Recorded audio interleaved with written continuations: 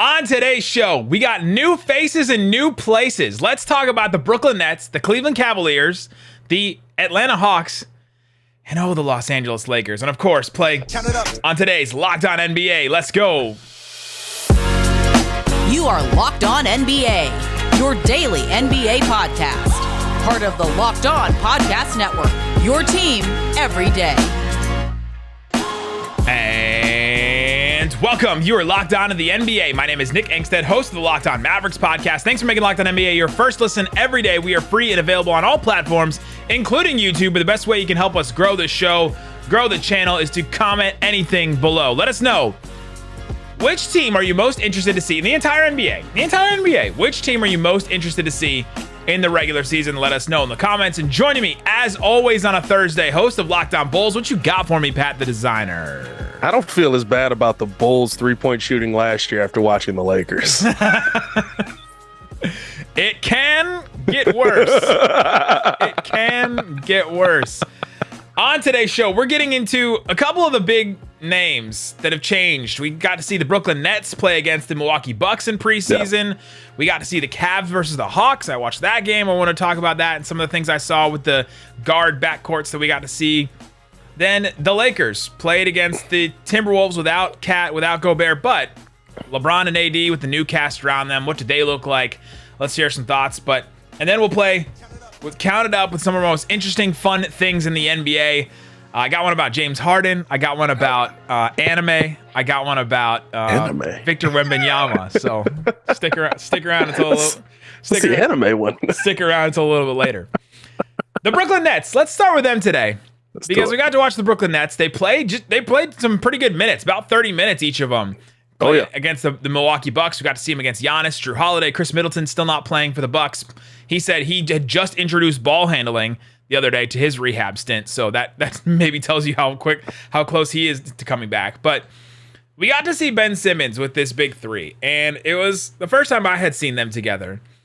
And I found it really interesting because we've kind of discounted this Nets team. They have all this drama in the offseason. Kevin Durant doesn't even want to be on the team anymore. He doesn't even want the GM and the coach to be employed by the team anymore at a certain point in the offseason. They go through all this drama. And yet, here we are again, just going back into the season. What should we expect from this team now that they're going to be playing on the court together? I'm going to be honest with you. There's a little bit of excitement in me with this team, and it comes from one key piece. Unfortunately, that key piece has not proven that he spends a lot of his time during the season on the basketball court, and that's Kyrie Irving. But I felt like tonight, right, watching the Brooklyn Nets, you kind of saw Steve Nash have a lot of the idea that I had with this team, which is when Kyrie was at his best, he was basically just being an off-ball guard. Tonight, you saw Kevin Durant come out assisting the ball. You saw Ben Simmons running with the ball in his hand a lot, right? Like, I really like Kyrie playing off ball. That kind of makes me feel like this Brooklyn Nets team can do a little bit more offensively, which is crazy to say because this is already a crazy offensive team. Yeah. I just feel like, right, if you have Ben Simmons being the facilitator, with everything attached to Ben Simmons, whether you like him or hate him, you can't say he's not a good defender, and you can't say that he's not a good facilitator for a team. I think if you use him and you look at a Kevin Durant who had 19 points tonight, but 8 assists, still being that passer that he was last season, I think you could be talking about a team that has a legitimate, I was going to say big 2.5, big 2.5, big 2.5.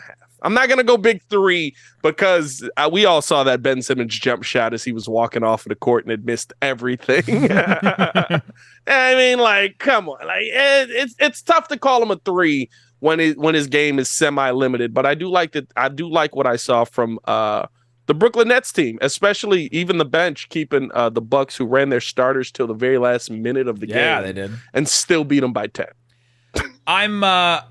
I thought you were going to give the half to Kyrie. I'm not going to lie. That's what I thought you were going because of availability and because of like being available on the court. I see where you're going there. But with Ben Simmons, watching those three guys play together, like you can see the vision. You can see what maybe Steve Nash, or if it's Kyrie, or if it's Kevin Durant, or if it's one of the others coaching the Nets at any given night, depending on who. They don't really have a coach, according to Kyrie last year. You can see Ben Simmons is the fulcrum. Like, he's the one that makes it all work around. And when you really start to see the dynamics and like the geometry on the court, I realized a couple of things. Ben Simmons can facilitate really well still. That was something he's always been good at. Great passer, great in transition. He can really pass into tight windows. And that's going to be great to have Kevin Durant. Imagine Kevin Durant and Kyrie like roaming around him. It's almost going to be like the Splash Brothers and Draymond, right? Like that's the kind of offense that they can run with those guys. And it works in Golden State, even though Draymond can't shoot. And sometimes they put out like Kevon Looney, who can't shoot either. And it works because guess who doesn't need any space at all to get their shot off? Kevin Durant and Kyrie Irving. They don't need any shot. They don't need any space at all. And when you realize that, you're like, okay, this is going to be a really good offense. They still don't have Seth Curry back. They don't have Joe Harris back. Like, they're going to add some more shooting to that team. Like, I'm looking forward to that lineup. I'm looking forward to the Kevin Durant, Ben Simmons, Kyrie, Curry, and Joe Harris offensive lineup where we just see tons of space. Ben Simmons with the ball in his hand, Kevin Durant on one side, Kyrie in the other, and then Curry and Joe Harris like in the corners spacing. And just like, that's what we're going to see from this team. And I can see the vision a little bit now. Yeah, no, and that's the part that kind of excites me about this Brooklyn Nets team, right? Like, as much as all of us as NBA fans have gone through with this team, just like at the end of the day, you want to see good basketball if you're a basketball fan. This is a spot where you can see good basketball. Kevin Durant scores effortlessly. Kyrie Irving is a savant with the basketball in his hand, and now guess what? Those guys can basically do whatever they want. And Ben Simmons is in the perfect situation. Guess how many shots Ben Simmons took tonight? Well, I saw him miss a floater, and then I saw him make another one, so at least 2. 5. That's it. That's all he's got to take. You know what else? 30 minutes. 8 rebounds, 10 assists, played excellent defense, which I think if there's a concern for me on anything, I'm not going to lie to you. I don't see this team being a dominant defensive team in the Eastern Conference or the NBA. Royce O'Neal is trying his butt off out there, but I don't think it's going to be enough. It's just Royce and Ben, just like, you got him, I can't have him and him. Nick Claxton just chasing dudes at the rim, too. So I'm at Nick Claxton is. I think he had 3 blocks tonight, if I'm not mistaken. I mean, he was trying for all of them. I'm really intrigued by this Brooklyn Nets team. I feel like they're going to be, and there's a lot of people that wrote them off just because of time on the court. That is still a factor. But with what we're seeing on paper, I think this is a team that could give Eastern Conference teams much more of a run for their money than they expected. Or at least much more than last year, for sure. Yeah, absolutely. The Los Angeles Lakers played against the Minnesota Timberwolves. They lose in their game with Anthony Davis and LeBron James playing a good amount of minutes. LeBron ended up with 24, just about 25 minutes. Anthony Davis played 27 minutes. They were -9 in Anthony Davis's minutes. Davis finished with 19 points, 13 boards, 3 assists, 2 steals, 2 blocks. What are we expecting from Anthony Davis this year and the Lakers, despite the loss? What did you see from this new cast, which is basically just LeBron, Anthony Davis, Reeves, Westbrook, and then a completely new team around them? I think you're gonna win a good amount of games, whether more than last season, let's say. I don't know how good amount, right? But I think there'll be a competitive team in the Western Conference if you can keep Anthony Davis healthy. I think it all hinges on what Anthony Davis is going to be able to do, how long he's going to be able to be on the court, right? Because you look at this game, right? This looks like it was a close game the entire night. It wasn't. This was a game that got up, I believe the biggest lead was 15. And then by the end of it, right, they ended up closing the gap on that. Yeah. But I look at Anthony Davis's game. He's working his way back into form. He's still being efficient. But again, right, like 27 minutes, Anthony Davis took 11 shots. This is not the AD the Lakers were promised. This is not the AD that LeBron thought he was getting. LeBron only took 12, right? Both incredibly efficient, but the AD that you're looking for is a guy that says, give me the ball, I'm going to dominate this dude on the other side. And I think that's what we need to see from Anthony Davis coming into this season. I'm not taking much from a preseason game, but for the Lakers to really take a step, it's good to see him back on the court, but in 27 minutes, you need to be the leading shot getter on this team by at least 4 or 5 shots here. Like, it needs to start having that transition where it's not LeBron's team anymore. It's going to become Anthony Davis's. And I don't know if we're going to get that. Let's talk quickly about Bet Online. They have all kinds of odds and lines and scores. We'll keep talking about the Lakers here. Their over-under on Bet Online for wins is 44.5. you talked about how it has to be Anthony Davis' team. For them to hit that over on 45 wins, 46 wins, 47 wins, for them to do that, Anthony Davis does have to have an incredible season because they need him in a completely different way. They don't have a ton of bigs. Like it's Damian Jones, it's Wenyen Gabriel, it's Thomas Bryant maybe they took a flyer on him. So there's gonna be a lot on Anthony Davis. I saw a lineup out there of Anthony Davis, Austin Reeves, Westbrook, Kendrick Nunn, and Schroeder. It was like all the guards, maybe Pat Bev was in there instead of one of those other guys. But yeah, it's a lot. It doesn't get much better. A lot is going to be on Anthony Davis, but you can go check out that over-under at 44.5 on BetOnline. They have all kinds of other odds as well. They have championship odds, division odds. What do you think the Bulls are to win the Central?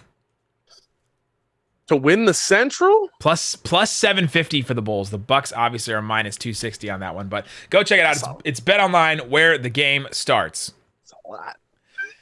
All right, we're continuing to talk about the Los Angeles Lakers. They have so many guards, so many guards. I mean, just an incredible amount of guards on this team, which I guess is not bad. Like at least they have a bereft of players at a position. They did not have that last year, and so trying to figure out how all those guys are going to play together, and then also LeBron with the ball in his hands all the time. That's going to be tough. And I think my big question for the Lakers this year is, what do they do when the three doesn't go down? And maybe it's just back to what you said earlier about Anthony Davis, but when they don't shoot the three ball well like they did tonight, what did they finish with? They finished with 10 of 39. They were at 6 of 30 at one point. Just absolutely brutal. Kendrick Nunn was 0 of 6. Westbrook missed 2. Patrick Beverley was 1 of 5. Lonnie Walker was 1 of 3. He went out with an injury. If they can't hit threes, which they're not going to a lot this year because they don't have any good 3-point shooters, what's their other what else do they do? What are their other options? You've got so many guys on this Laker team that are playing out of position, right? Like your options are pray to God that LeBron James is still LeBron James, which by the way, he looks like he is. LeBron is ageless at this point, right? He came down, he hit a tip in randomly at the end of the half. Ball flies up, goes right in the hoop. He's still LeBron. But I mean, you've got too many guys playing out of position for you to rely on anybody else to do something out of body, right? That's not going to be AD and LeBron. I think all of us believe that Russell Westbrook just isn't in a good position to be successful on this team. You need shooters around a guy like Russ, very much like you need shooters around a guy like LeBron. Pat Beverley is not the answer at the point guard position, no matter what. I agree with him that they'll make the playoffs again. I think that you might be able to fight your way into a playoff spot. You got 10 spots now. You got 10 spots to try to work your way. You know what I mean? Pat Bev's streak will continue, but I mean, Lonnie Walker's playing small forward for this team, and he's 6'4". There's too many people out of position. That is not a recipe for success. There's a difference between playing a small ball lineup and having a lineup that doesn't really work. At the 10-minute mark in the third quarter, there's a stoppage of time, and Patrick Beverley tries to get everybody together. It's LeBron, it's AD, it's Lonnie Walker, and then he's calling over somebody off screen to come, and you're like, who is this? And Westbrook just barely comes over, slaps Patrick Beverley's hand, and then just stands at his spot on the free throw line, as if he was going to get the rebound, and doesn't join the huddle. Are we buying into any of that, Westbrook? The vibes are bad and all that. No, I'll say this, right? They're going to be real exciting in the beginning, where there's going to be something that cracks off, and Pat Bev's going to talk trash like he's from Chicago, on and then his, Russ on his own podcast, probably. You know what I'm saying? And Russ is going to talk trash from another angle. He's from, the West Coast, you know what it is. They both going to be talking, and we're going to be excited. We're going to be like, yeah, this is exciting. They're angry. And then we're going to be like, oh, wait, they're really not helping LeBron and AD. And I think that the dynamic of this team, unless you're going to be the chip on the shoulder team, LeBron's too far in his career for that, right? Yeah, he's not going to go for that. It's not going to happen. The Lakers, they've got problems, and it'll be an interesting team to watch throughout the year because the Lakers, they got problems. They got some problems. They have some answers, but I don't know if they have enough for them. Two teams that added all-star guards this past year, the Cavs and the Hawks, squared off. We got to see Garland and Mitchell. We got to see Trae Young and Dejounte Murray. A couple of thoughts on the Cavs just starting. Donovan Mitchell, that fit offensively is just going to be way cleaner than I think anybody had thought, because he's been playing on and off ball in Utah. The way that they've played him over the last couple of years, they've tried him as like the point guard. They've tried him off the ball, off of Conley. Like, he's worked in both ways. He can shoot off the catch. He can get his own shot. He can do all that. And Garland can kind of do the same thing. That offensive fit is just going to be so clean. And just watching those guys play together, I'm really excited to see how that works. And then to see him like run pick and rolls with Jared Allen and throw like lobs up to him, and to see like, you're going to see that with Mobley too. He didn't play in this game, but you're going to be able to see that with Mobley too. I'm just really excited for that offensive fit for the Cavs. I have a completely different take on that, just because I want Donovan Mitchell to be really good, and well, marginally, right? He plays in Cleveland, and I got to see this mug like 4 times a year. But this is the one thing that people seem to continuously do with Donovan Mitchell, and I ask people to zoom out every single time. 24, 8, and 3 sounds great, right? 8 for 26. Yeah, he missed a ton of shots in this game. 4 for 10. But here's the thing. Shots in this game. That's Donovan Mitchell. That is the norm with Donovan Mitchell. And I'm not saying that it's not going to work. I'm not saying that the offensive fit, like, I think as the season goes on, again, a preseason game, right? Darius Garland was 8 for 21. He was 4 for 10 as well, right? That's not the norm for Darius Garland. I think they're still working some things out, for sure. But I think that you do have to kind of figure out, okay, where are we going to play Donovan Mitchell? And I think this was the game, right, where I kind of wanted to see it most, because I would have loved to see him just continuously, okay, go on the attack of Trae Young, because clearly he's the one that can't stay in front of you the most. Try and work out the offense so that you keep getting that mismatch. They're going to have to figure that out, because, again, we saw 2 teams tonight that had 4 players in their backcourt, none of them over 6'5". And none of them shot over 40% either. So, and here's the thing, right? This is probably the best case scenario game for you to showcase, because you're going up against guys that kind of, like, these teams very much mirror each other. So you're going up against guys that kind of match what you're trying to do. Yeah. And he still went 8 for 26. So now my question is, okay, well, if you're going up against a defensive guard that's 6'7", not to say you're not going to be able to do it, but you don't have anybody anywhere big enough to help you here. The long-term success of these teams, I'm so fascinated in, because you can just see, like, all right, they're not going to be able to guard anybody on the perimeter. The Cavs aren't, like in the playoffs. And you look at all. You look at the Hawks, they're going to still have the same problems with Trae Young trying to guard anybody on the perimeter. Dejounte Murray is going to hold his own, but Trae Young won't be able to. On the Hawks side of things, they used Dejounte Murray a lot as the lead ball handler, and I hadn't seen that as much. And so I'm interested to see how their offensive fit works, because it's not as clean. It's not as clean as Garland and Mitchell offensively. And so seeing them use Dejounte as the lead ball handler, Trae Young playing off of him a little bit more, that's an interesting element to me, because it makes Trae Young become the Steph Curry move without the ball guy that we've been waiting for him to become the last couple of years. He just hasn't had the guy next to him to become that. Like, they thought maybe Bogdan Bogdanović was going to be that guy, but Dejounte is definitely that guy for him for Trae Young to finally move off ball a little bit more. And then when Dejounte goes off the floor and Trae Young stays for the rest of the first quarter, he runs the offense and all that. So, but it was cool to see those guys work together like that, and you start to see it. You know what, though? I like that dynamic, and I'll say this, that's the side that kind of surprised me a little bit more, because with Dejounte Murray running more of the point, right, you saw Trae Young being able to kind of, okay, I'm going to put you in some awkward positions. I'm going to all of a sudden just have the ball in my hand going to the rim. Yeah, like nobody's in front of me. You're either going to miss me or you're going to foul me. And so I think that that's going to help Trae Young get back to that free throw line. We saw his free throw numbers dip a little bit last season. I think that's going to help him get those free throw numbers back up. That's going to help his scoring. Trae Young's going to have nights like tonight, right? He's 3 for 17. When you're shooting at a volume like he does, those nights are going to come, but it's about how can you supplement that scoring. That's usually Trae at the free throw line, and I like that dynamic with him and Dejounte playing together for him to be able to get back there. Something else Dejounte adds to this Hawks team that they didn't have last year was a guy that hits from the mid-range. Dejounte loves that. Like, he's not super great from 3. He hit a couple tonight, but he loves that mid-range shot, like that long 2 that he can just step into, and it adds an element that I don't think this Hawks team has had very much over the last couple of years, and I'm really interested to see how that works out for him. What are your expectations for the Hawks? Like, what do you think is their highest seed and maybe like the bottom, like the floor for them? I think their highest is a 5. The highest is a 5. I think their highest is 5. I'm gonna be honest with you. This East is so tough. We just did our predictions on Madden. The East is ridiculously tough, and I think that we adding a player sounds great, but when we usually see like a player get added, a lot of times it's KD or LeBron or guys that can fit into any Kawhi, guys that fit in any situation. What are you gonna do? It's his team now. We're gonna do whatever he says. Dejounte Murray's not coming into that situation. So there's going to be a little bit of a learning curve. There's going to be a little bit of growth, right? You're literally just adding that one piece in, but that one piece is now handling the ball for you. So I think they're top 5, maybe a 4 seed.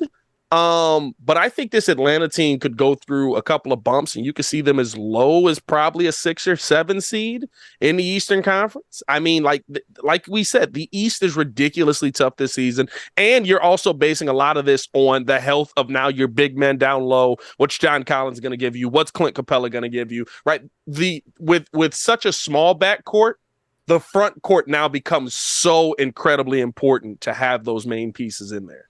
They also have been this team that's been super deep, and I don't think they're as deep as they have been. Like they obviously have the 2-headed center of Capella and Okongwu. Like that's the deepest position of anybody, I think, in the NBA. Like just have 2 guys like that. John Collins is your 4, Bogdanovich off the bench, Hunter is your 3. And then it's like, all right, who else is coming off the bench for these guys, right? Like AJ Griffin played some tonight. They threw in Jarrett Culver at a certain point. Like I'm interested to see their bench too, or if they sustain any injuries, then how they cover for them. So I think I could see him as high as 4. But yeah, I think I'm with you. But they're definitely making the play-in, like absolutely. Yeah, no, they'll be a playoff team. I got the Cavs as a playoff team as well. But I just think how the NBA schedule this season is ridiculous, right? It's like me and Hayes have broken down the Bulls schedule. It's almost like they hate us, basically. But even like the Hawks, right? Like I mean, as soon as November gets here, you're talking Bucks. They got a reprieve with the Jazz, and then Sixers, Bucks, Celtics, Raptors, Cavs, Kings, Rockets, Heat, 76ers, Magic. That's November. It keeps going, right? So like it's quick. It's like you have to figure this out essentially in the first 10 games of the season before you start getting hit with teams that are talking about going to the NBA Finals from the Eastern Conference. Right. Coming up, let's talk about a team that may go to the NBA Finals, or at least hopes to, in the Philadelphia 76ers. We'll play it in our segment. Count it up. Where we count the most interesting, fun things in the NBA. Coming up. All right, Pat. Let's move on to our favorite segment every single week, where we count up the most interesting, fun things in the NBA. It's count it up, count it up, count it up, count it. We're count it up. James Harden said to Joe Varden of The Athletic that he hasn't received proper credit for his selflessness after signing a team-friendly deal with the Sixers. When asked if he's gotten proper credit, he said, quote, "Nope, but guess what? I don't care." Okay, well, count it up. Is he not getting enough credit? And if not, then when will he get credit for it? We talk about the dude that, in my belief, put on a fat suit, said he could get up out of Houston because he just couldn't go through that situation, and then went to Brooklyn. Took a suitcase full of ones with him. Yeah, and then went to Brooklyn. Essentially, was in the club every night, from what we hear. Didn't really help that team do much. Halfway through, said, "I want out of this. I'm out." And then went to Philly. Like, bro, like I'm not finna give you credit for doing something right in 3 years. Like, yeah. I took a pay cut for the team so that they can add more. You're on the team. Do you want to win? Like, dude, what'd you think it was going to be? You, Tobias, and Joel for the finals this year? Like, let's go. I think James Harden publicly is in the negative, right? With also the way he left Houston, right? Like there's 2 spots in a row where you leave Houston in bad terms, you leave Brooklyn in bad terms, and then you do one solid like team selflessness thing for your team. Like you're still in the negative. You're still in the negative as far as your perception. So like what credit do you want? Where did you want the credit from? Did you want it from the Sixers fan base? Guess what? They got a short memory. They got a real it's short Philadelphia, baby. They got a short memory. They're out there like it's always sunny in Philadelphia, but it can get cloudy and rainy really, really quick over there. And yeah, I don't know if we should be asking for credit at a certain point, especially the season hasn't even started yet, James. Can he play? Can he play? Like, that's my question, right? Like, can he kick it? I'm so selfless, and I've lost 100 pounds. By the way, dog, 100 pounds. Like, bro, like that's never mind. Anyway, is that what we should count it up? Is that what we should count up? How many pounds has he actually lost? That's Jenny Craig can't get you 100 pounds. Jenny Craig. How many points? How many points? Zion Williamson admitted, he said recently that 80% of players are into anime. They just won't admit it. 80% of NBA players are into anime. They just won't admit it. Pat the Designer, you're known to dabble in the anime spheres from time to time. Count it up. How many anime shows can you name? How many anime shows can I name? Yeah. Oh, how much time we got? Count it up. You want me to just start naming them? Go for it. Name them. Go start going. Naruto, Dragon Ball Z, Rurouni Kenshin, Inuyasha, Bleach, One Piece. One Piece is like 2 shows. Boruto. Hey, listen, One Piece I get down with. Boruto. Akame got killed. We're gonna do a full segment on this. I just want to see how many you can name because I knew you were into it. I can let's Attack see. on Titan. Else? Attack on Titan's a great one. That's a dominant one. I'm trying to think of the name of the one I'm watching right now. Demon Slayer. Demon Slayer is amazing. That's one of the most beautiful that's animes I've ever seen in my life. Yeah, my wife loves that show. Well, I can't think of the name of the one. I really want to name the one that I'm watching now because I want people to watch it. It's about like the first. Sing the theme song. I love the theme songs in all of them. To what? To the one you're watching right now. I just started it. I just started it today. Yasuke. It's about the first black samurai, and I think that's the name of it. It's about the first black samurai. That's yeah. I love anime, bro. I get down on anime. That's I literally, like, people think I'm joking when I say this, and you guys can ask Nick, like, legitimately, he'll be like, "Have you watched this?" And I'll be like, "No, I only watch sports and anime." I literally only watch sports and anime. I do ask you about TV shows. You're like, yeah, you'll ask me about something. I'll be like, I don't. Like, I don't know. Not Brooklyn Nine-Nine. I'll give you Brooklyn Nine-Nine. I do watch Brooklyn Nine-Nine. Victor Wembanyama has been just dominating, destroying it. LeBron called him an alien. I think that's what we're going with. I think we've ditched the unicorn moniker. We're calling him an alien. One GM told ESPN, quote, "It feels like after the Wembanyama scoop game that it will be a race to the bottom like we've never seen." Count it up. How many teams could actually tank this year? Let's count. Let's literally count it up. Like, how many teams could we see tanking? Like, I think the teams that are just going to be bad already, I think the Rockets are one. Like, count them. The Pacers, count them already. The Thunder already, that's 3. Give me the Jazz. Whatever David Locke says on our Odyssey preview, like, they're gonna be bad. Don't you believe it? The Magic will be bad, even though that they have some players now. And I think the Hornets, that's 6 teams. Any more? You want to throw any more in there? Hornets are definitely on that list. I'll say this, right? Like, how sold are the Pistons on the team they got? It depends on. Like, I think they can win more, but how sold are they on the team that they have? It depends on how good Jaden Ivey is, I think. Because we've seen, right, like OKC has Shai Gilgeous and Josh Giddey and all these, and they're like, the last 20 games of the season, first off, me and you keep getting that game every Wednesday, and we're like, where are they? Oh, he's got a dislocated back, spine, knee thing. So he's not going to play tonight. I forgot the worst team of all of them, the San Antonio Spurs. They're already, Pop is already Spurs first. He's resigned to it. No, I said Rockets first. Oh, you said Rockets first. Okay. So that's 8 teams. That's 8 teams we just named that are possibly or already tanking for Wembanyama. And I think here's the question, right? Like the thing about the tank is, right, there's going to be teams in the first month of this season, Hornets, that are going to say, we're going to try. We suck. We're done trying. Hornets. This is their script. I think the Hornets literally might be coming into the season tank. I mean, like, I don't think like LaMelo's already out. So as long as LaMelo's out, they're already tanking. Like, just Goran Dragic is that, or not Goran Dragic? Gordon Hayward. Yeah, basically. You want Goran Dragic? No, Gordon Hayward. I did want Goran Dragic on the Mavericks. You know who didn't? Jason Kidd. He did not want Goran Dragic on the Mavericks. I'll say this. He looks pretty good. He looks like he could play. He looks good in Eurobasket. We watched every game. Hey, one every 3 days. One every 3 days. No, but I think that's going to be the interesting thing, right? Like, I won't put the Pistons out of it just yet. Not to say that I think they're going to tank, but they could be. But they could be in there, right? I think that, I mean, you said the Kings, you said OKC, and I'll give you one that might be a surprise, but I think that I think they're a little behind the 8 ball starting the season. Ja Morant won't get on board with it, but the Memphis Grizzlies might. Just for one season. What would have to go wrong for the Memphis Grizzlies to do that? The first month of the season has to go horribly wrong.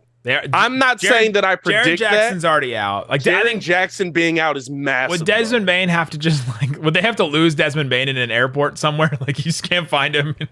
Well, I think what you'll see is, right, teams going, wow, we're not getting off to the start we thought we were going to get off to. I can't imagine that Grizzlies team doing that. I'm just talking about teams that, right, like, are missing some key pieces to start the season, and it might not go their way, right? Like, the Grizzlies might be a different case because Jaren Jackson comes back, he's healthy, he's ready to go. That's a long shot team. I think they'll be fine. That's a long shot team for sure. But I mean, listen, another team you might throw out there, although they probably make the playoffs just because he's so good, but like the Denver Nuggets are a team that might look at it and be like, hey, listen, these guys keep getting hurt. It's all dependent on health. We got to stop this podcast before the whole NBA starts tanking. No, it's all dependent on health, right? But if you go through another season where, like, you've been through the last two, you never know. You never know. That's why I said it's very important to see kind of where the season's going to go with a lot of these teams. Wild. There you go. That's Locked On NBA. Guys, thanks for hanging out with us. Go listen to Locked On Bulls with Pat and Hayes. Go listen to Locked On Mavs with me and Isaac. Also, go check out our Odyssey Ultimate NBA Pro Basketball Preview 2022. I hosted 6 episodes of it. They're going to go on the Locked On NBA podcast feed, the Locked On NBA YouTube feed. You can get the Odyssey app and download that. Great stuff. Our roundtable was awesome. So much fun when we did those roundtables with each of the hosts. I also did a betting angle with your boy Q in 3 episodes. I did a betting segment with Matt Moore in 3 episodes. Great stuff all around. It's really, really fun. So go check it out. Guys, thanks so much for listening to Locked On NBA. Boom!